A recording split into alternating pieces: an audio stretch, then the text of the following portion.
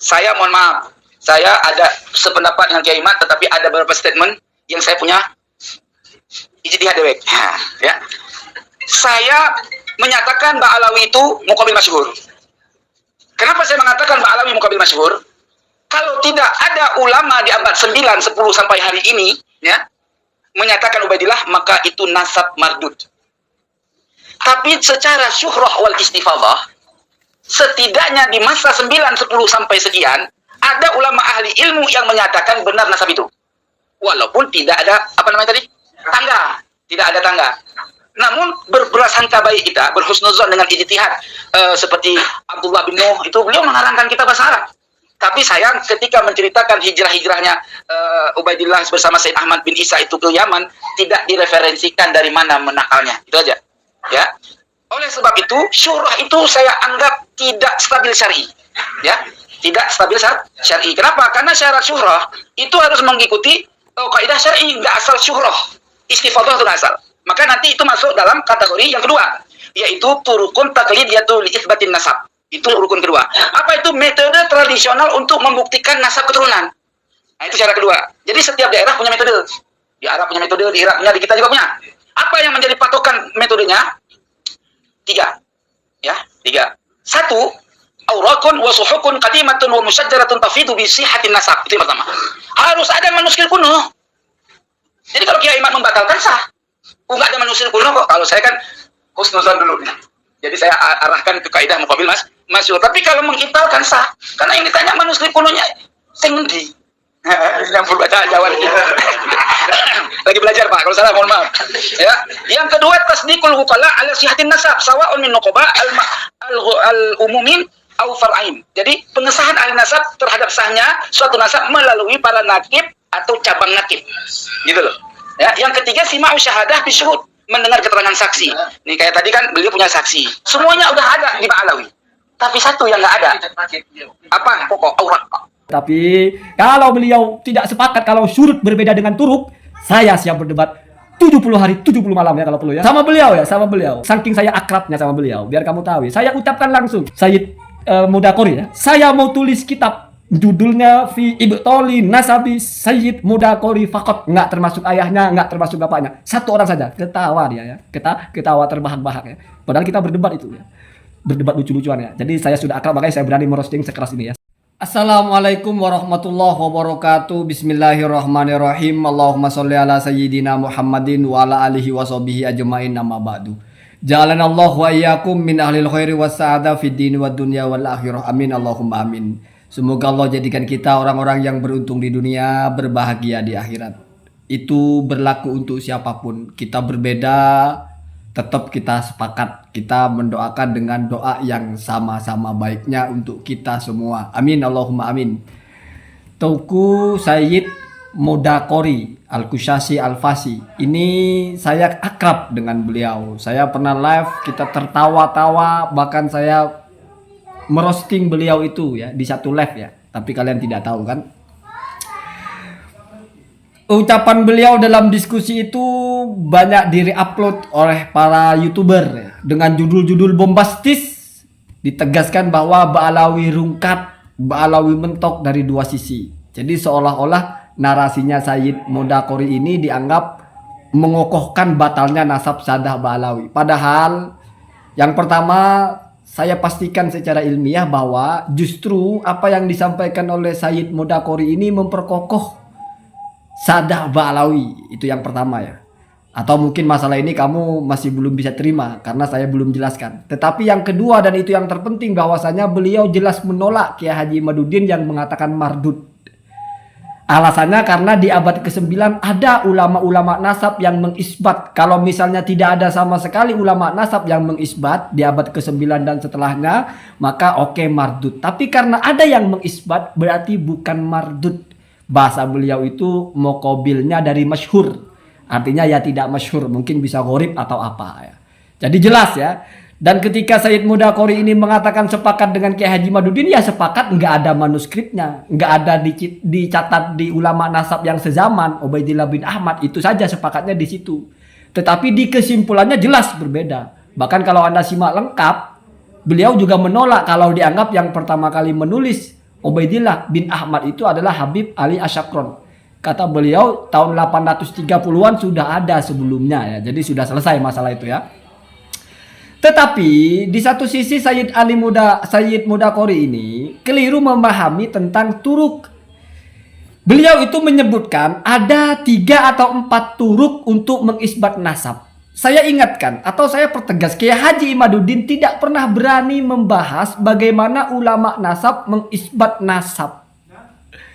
Saya ulangi lagi, Kiai Haji Imaduddin tidak pernah menulis dimanapun dan menjelaskan dimanapun bagaimana ulama nasab mengisbat nasab. Kenapa begitu? Karena Kiai Haji Imaduddin tahu kalau misalnya ngangkat teori ulama nasab mengisbat nasab, otomatis akan menyerang penelitiannya sendiri. Karena mempertanyakan kitab yang sezaman sama sekali tidak menjadi syarat nasab itu sah. Saya ulangi lagi. Adanya kitab yang sezaman bukan syarat sebuah nasab itu sah. Makanya Kiai Haji Imaduddin kalau kamu mengikuti di tulisan pertama kali, beliau mengakui sebenarnya saya ini menggunakan metode standar dalam sejarah untuk melacak seorang tokoh. Jadi bicaranya sejarah, bukan ilmu nasab. Sehingga kesimpulannya tidak terkonfirmasi secara ilmiah. Artinya data sejarahnya hilang. Kan begitu awalnya. Cuman tiba-tiba langsung bombastis batal, bombastis mardud, dan tidak pernah berani mengungkap tentang turuk isbat nasab. Nah, kembali ke fokus. Di mana letak kekeliruannya Sayyid Mudakori ini? Ini ya kalau beliau tidak terima kita berdebat lah. 7 hari 7 malam lah ya. Yang pertama, beliau itu mengatakan bahwa dari 3 turuk atau 4 turuk, itu cuma 1 yang Ba'alawi ini gagal. Apa itu? Aurok Al-Qadimah. Catatan manuskrip lama. Jadi ada 4 atau 3 turuk, dengar, turuk metodologi atau cara mengisbat nasab. Yang pertama Aurok Al-Qadimah. Yang kedua Tasdiku Al-Uqala ala sihatin nasab. Yang ketiga syahid ya. Syahadah. Ada yang keempat dan seterusnya. Nah, kata Sayyid Mudakori ini, Ba'alawi itu sudah ada semua, yang enggak ada cuma 1. Apa itu? Yaitu Aurok Al-Qadimah. Nah, pertanyaannya, kenapa lalu mengatakan bahwasanya benar kalau Kiai Mat mengatakan batal? Kenapa benar kalau mengatakan batal? Karena hilang 1. Ini lucu, ini rancu ya. 3 itu bukan syarat sahnya nasab, Pak. Tapi cara mengesahkan nasab. Jadi kamu pakai cara manapun itu sudah sah. Dan tidak bertentangan satu sama lain. Saya ulangi lagi. 3 atau 4 ini adalah pintu masuk ke satu rumah.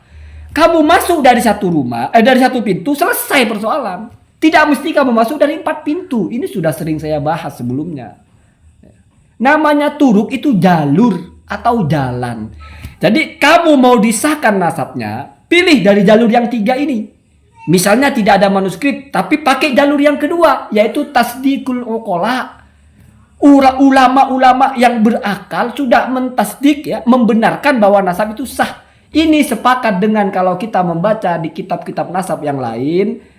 Kategori yang pertama ayyuro khotun nasabah al-mauthuk bih. Sudah diceritakan oleh ulama nasab yang terpercaya, yang thiqoh, bahwa itu sah. Maka faida syahida khotun nasabati umila bihi. Kalau sudah ada kitab ulama nasab yang menyatakan sah, maka itu sudah bisa diberlakukan. Jadi sudah enggak batal. Tidak mesti 3-3-nya ada semua, Pak. Enggak ada begitu ya. Tapi ini salah satunya saja, namanya turuk, bukan syurut. Ini ilmiah ya, tidak bicara kebencian. Ini ilmiah. Saya senang sekali kalau ini sudah masuk ilmiah. Saya botak biar kamu itu nggak ngeledek Gus Fuad botak ya. Jadi kan sama-sama botak. Kamu kalau ngeledek Gus Fuad botak ya, berarti ngeledek saya juga walaupun botaknya nggak pelontos ya. Jadi fokus lagi. Ini kenapa saya sambil saya ingat-ingat karena saya sudah sangat hafal itu ya. Walaupun lupa cara mentertibkan bahasanya ya. Jadi 3 atau 4 itu di sini tidak disebut syuhra wal istifadah kalau yang 3 ya.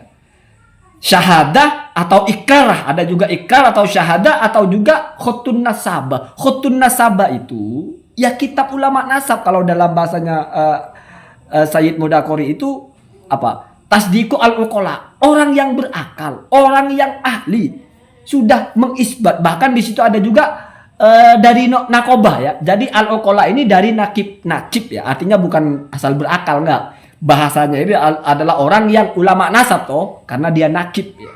Baik nakib yang umum, nakib pusat atau nakib tabang atau al-far'in ya, al-furu ya.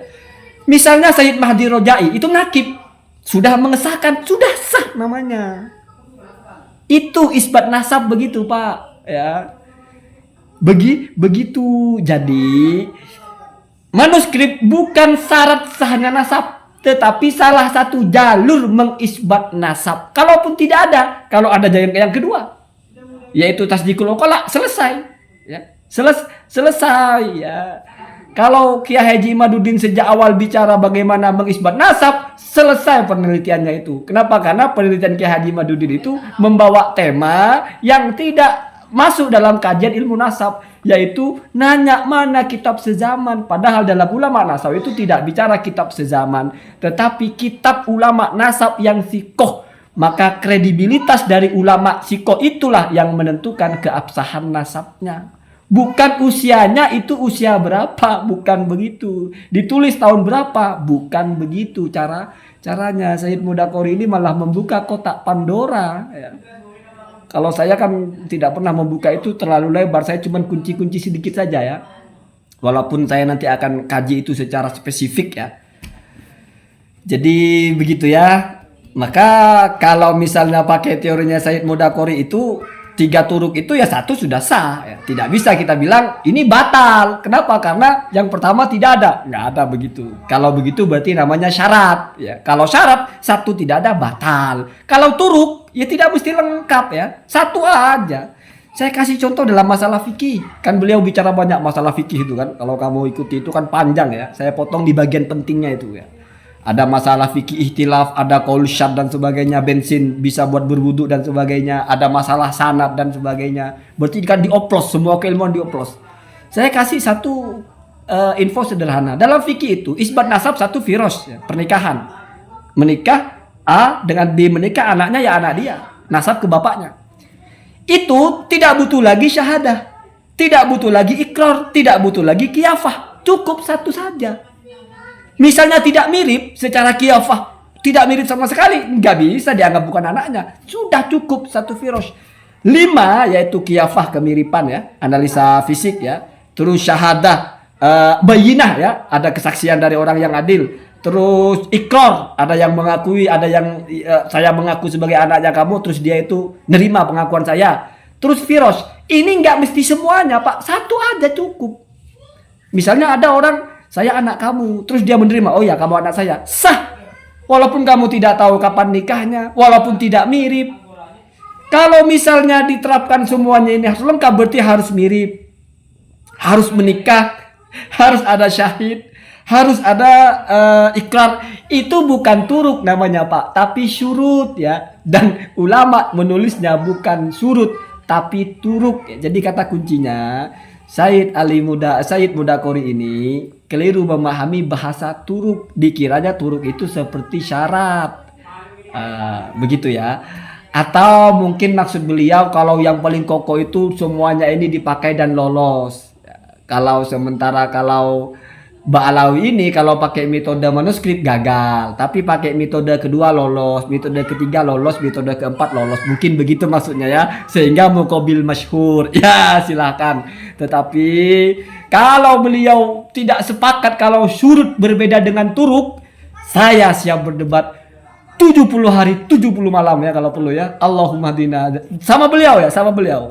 Saking saya akrabnya sama beliau, biar kamu tahu ya, saya ucapkan langsung, Sayyid Ali Mudakori, Sayyid Mudakori ya, saya mau tulis kitab judulnya Fi Ibtoli Nasabi Sayyid Mudakori Fakot, nggak termasuk ayahnya, nggak termasuk bapaknya, 1 orang saja. Ketawa dia ya, ketawa terbahak-bahak ya, padahal kita berdebat itu ya, berdebat lucu-lucuan ya. Jadi saya sudah akrab, makanya saya berani merosting sekeras ini ya. Assalamualaikum warahmatullahi wabarakatuh.